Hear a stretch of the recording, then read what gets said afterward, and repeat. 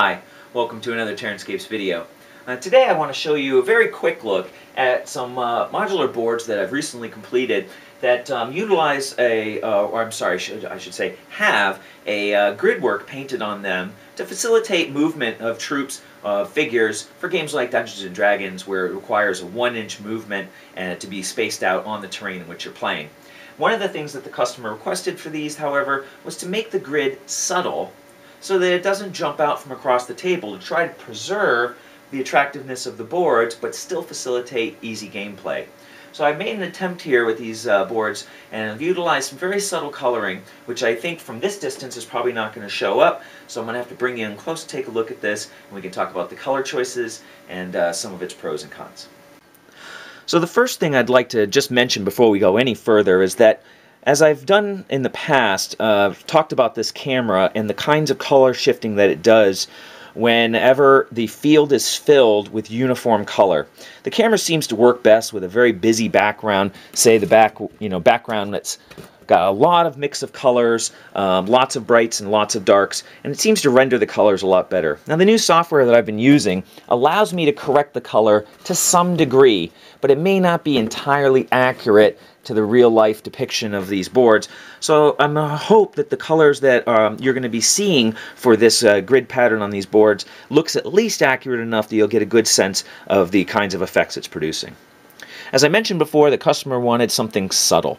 Something whereby in the green areas the color stays green of some sort, and then in the brown areas the color is brown. As you can imagine, this requires going in and hand picking out dots in all of the different spots where I can't uniformly spray them. I did make a template for these boards so that I could spray them all in one color, and what I did to try to speed up time on that was to pick a color for the green and then spray the entire board with that color. So here you can see on the board that I've picked a slightly bluish green for the actual dots. The dots stand out pretty well up close and in bright light.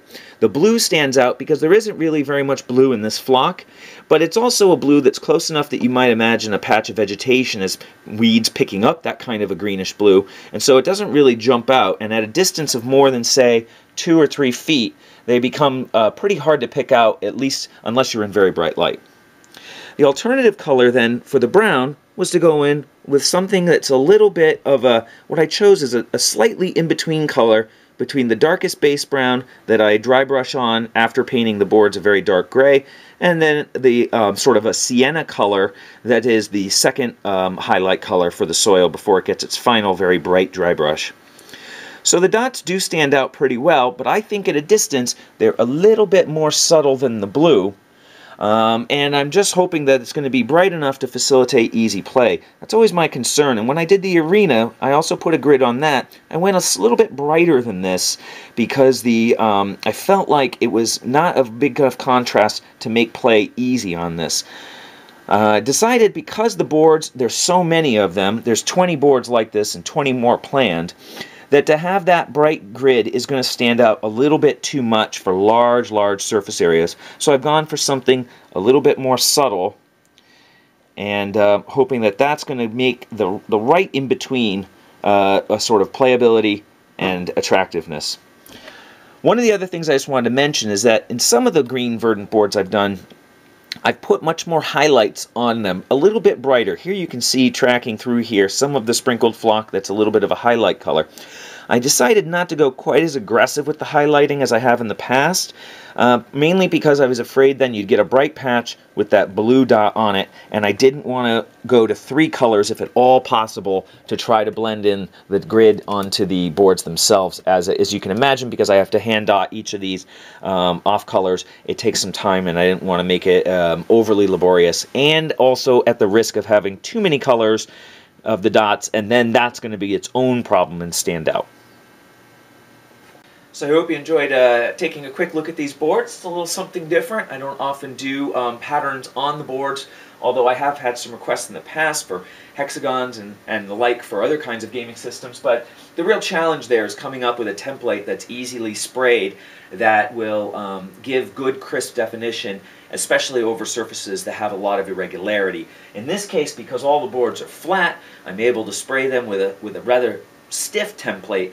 Although I've been on the lookout for perhaps a softer template that might conform a little more easily to hills of that sort, that would allow me then to spray topography a little bit easier. But I think the difficulty there is going to lie in the fact that as it conforms to a hill, it's going to want to crumple, and you're going to get creases, and the pattern isn't going to be regular. So because I don't have a CNC sprayer that can just go over and dot the grids, and we're doing it by hand, we're restricted a little bit by some of the topography that I can handle. But for these boards, it seems like prime application for a nice flat template.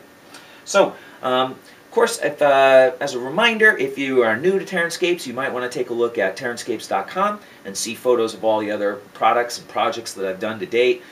There's contact information there. There's information about plans for the store, and I've been updating those in the newsletter, and I plan on putting up quite a few changes in the store over the month of September, and I'm planning for a slightly earlier reopen for the store than I had originally planned. So I'd recommend, if you're interested in purchasing some TerranScapes projects or products, or having me work on a custom project for you, you might keep an eye on the newsletter, and it'll have some information, policy changes, and plans for the future, and the kinds of, say for instance, wait times that might be involved, especially for larger projects. So take a look there, and if you have any questions or comments, you can always leave comments down below. I'm happy to respond to those. I try to respond to everyone that seems like it warrants a response and needs one, questions and that like.